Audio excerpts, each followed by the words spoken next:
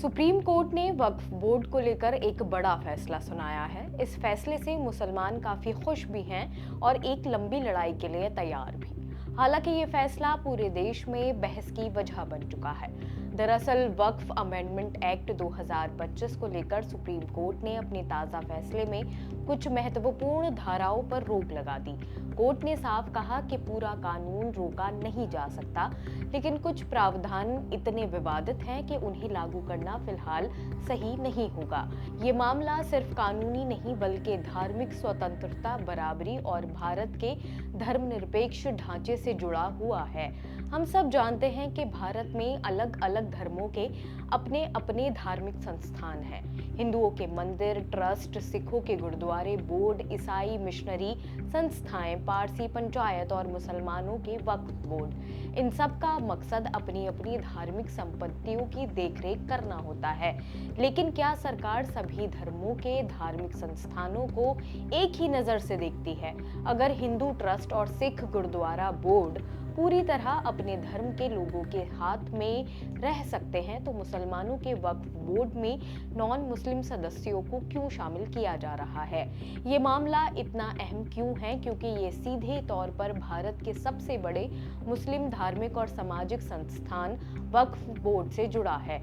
वक्फ की जमीनें, मस्जिदें, कब्रिस्तान, मदरसे और दूसरे धार्मिक ट्रस्ट, इन सब की देखरेख इसी कानून के तहत होती है। सुप्रीम कोर्ट की बेंच में, जिसमें सीजेआई बी.आर. गवाई और जस्टिस ए.जे. मसीह शामिल थे, उन्होंने अंतरिम आदेश सुनाते हुए कहा, हमने सभी धाराओं को देखकर पाया कि पूरे कानून को रोकने की जरूरत नहीं है, लेकिन कुछ प्रावधान ऐसे हैं जिन पर फिलहाल रोक लगाना जरूरी है। आइए सबसे पहले जानते हैं कि किन प्रावधानों पर रोक लगाई गई है।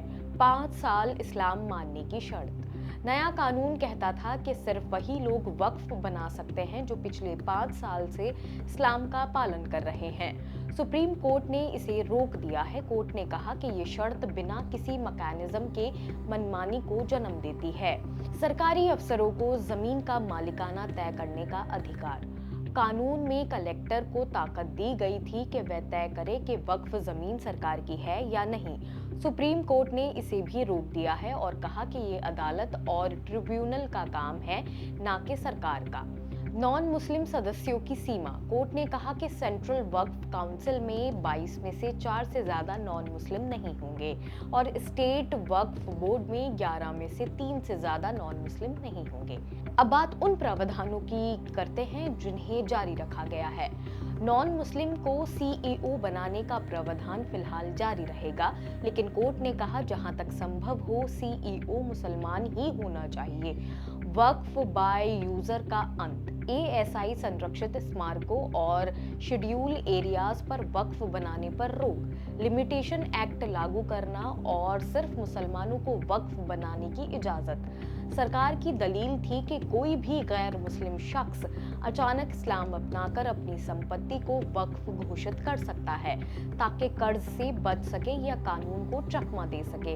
इसलिए 5 साल की शर्त रखी गई थी।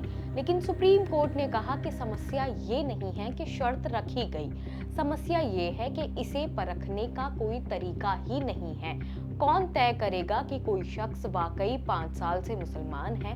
तहसीलदार, कलेक्टर या कोई और अफसर? यही सवाल मनमानी और भेदभाव का दरवाजा खोलता है। इसलिए कोर्ट ने कहा कि जब तक राज्य सरकारें इस पर नियम नहीं बनाती, ये शर्त लागू नहीं होगी। नए कानून का सबसे खतरनाक हिस्सा ये था कि अगर सरकार को लगे कि कोई वक्फ जमीन असल में सरकारी जमीन है, तो कलेक्टर रिपोर्ट बनाकर उसे सरकार की संपत्ति घोषित कर सकता था। सोचिए, इसका मतलब हुआ कि सदियों से मस्जिद, कब्रिस्तान या मदरसा बनी जमीन को एक कलम चलाकर सरकार अपना घोषित कर सकती थी। सुप्रीम कोर्ट ने इसे सेपरेशन ऑफ पावर के खिलाफ बताया। अदालत ने कहा कि ये अदालत का काम है, ना कि कलेक्टर का। यानी अब जब तक ट्रिब्यूनल या कोर्ट केस का फैसला नहीं करेगा, वक्फ की जमीन सुरक्षित रहेगी और बोर्ड को बेदखल नहीं किया जा सकेगा। नए कानून ने साफ कहा कि वक्फ बोर्ड और काउंसिल में नॉन मुस्लिम भी होंगे। सुप्रीम कोर्ट ने इस पर प्रावधान को पूरी तरह नहीं रोका, लेकिन सीमा तय कर दी है। जैसा कि सेंट्रल काउंसिल में 22 में से ज्यादा 4 नॉन मुस्लिम होंगे, स्टेट बोर्ड में 11 में से ज्यादा 3 नॉन मुस्लिम होंगे। लेकिन यहाँ से असली सवाल खड़े होते हैं, जो कि कुछ इस तरह है। क्या किसी हिंदू ट्रस्ट में मुसलमानों को शामिल किया जाता है? क्या सिख गुरुद्वारा प्रबंधक कमेटी में मुसलमान सदस्य हो सकते हैं? क्या जैन ट्रस्ट या पारसी पंचायत में बाहरी धर्मों के लोग दखल देते हैं? आपको जवाब पता ही है, फिर भी मैं बता देती हूँ कि नहीं। तो फिर मुसलमानों के वक्फ बोर्ड में नॉन मुस्लिम क्यों? यहीं से मुसलमान संगठनों का आरोप है कि ये बराबरी नहीं, भेदभाव है। नए कानून ने साफ किया कि स्टेट वक्फ बोर्ड का सीईओ नॉन मुस्लिम भी हो सकता है।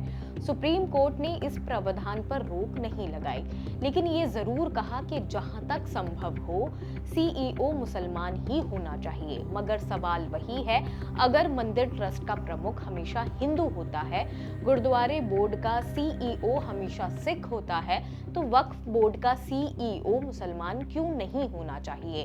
ये भी याद रखना जरूरी है कि ये कानून अप्रैल 2025 में लागू हुआ।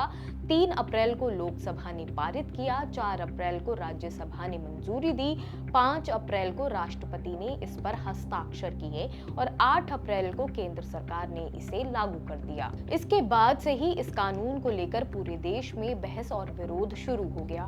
सुप्रीम कोर्ट ने इस आदेश के बाद कई मुस्लिम संगठनों ने राहत की सांस ली है। जमीयत उलेमाए हिंद के प्रमुख मौलाना अरशद मदनी ने कहा, यह कानून संविधान और धार्मिक स्वतंत्रता पर हमला है। सुप्रीम कोर्ट के आदेश ने हमारी उम्मीदों को यकीन में बदल दिया है कि इंसाफ अभी जिंदा है। हमारी कानूनी और लोकतांत्रिक लड़ाई तब तक जारी रहेगी जब तक ये कानून पूरी तरह खत्म नहीं हो जाता। AIMPLB यानी कि all India Muslim personal law board ने कार्यकारी सदस्य खालिद रशीद फरांगी महली ने भी कहा है कि हम चाहते थे कि पूरा कानून रोका जाए। सुप्रीम कोर्ट ने पूरा नहीं रोका, लेकिन 3 विवादित प्रावधानों पर रोक लगाई है। ये हमारे लिए बड़ी राहत है।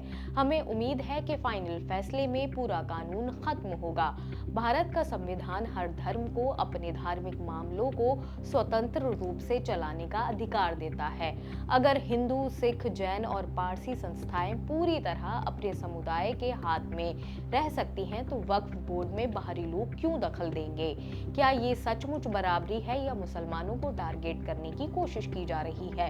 सुप्रीम कोर्ट ने अभी एक अंतरिम आदेश दिया है। असली लड़ाई फाइनल सुनवाई में होगी, जहां तय होगा कि कौन सी धाराएं रहेंगी और कौन सी गिरेंगी। लेकिन आज का आदेश एक संकेत जरूर देता है। कानून बनाते वक्त सरकार को धार्मिक स्वतंत्रता और बराबरी का सिद्धांत याद रखना होगा। क्या आपको लगता है कि वक्फ बोर्ड में नॉन मुस्लिम की एंट्री सही है, जबकि किसी और धार्मिक बोर्ड में ऐसा नहीं होता है? या ये मुसलमानों के हक को कमजोर करने की कोशिश है? ये सवाल मैं आपके लिए छोड़कर जा रही हूँ। आपकी इस पर क्या राय है, हमें कमेंट बॉक्स में बताएं। और ऐसे ही और वीडियोस देखने के लिए जुड़े रहिए ऑब्जर्वर पोस्ट के साथ। शुक्रिया।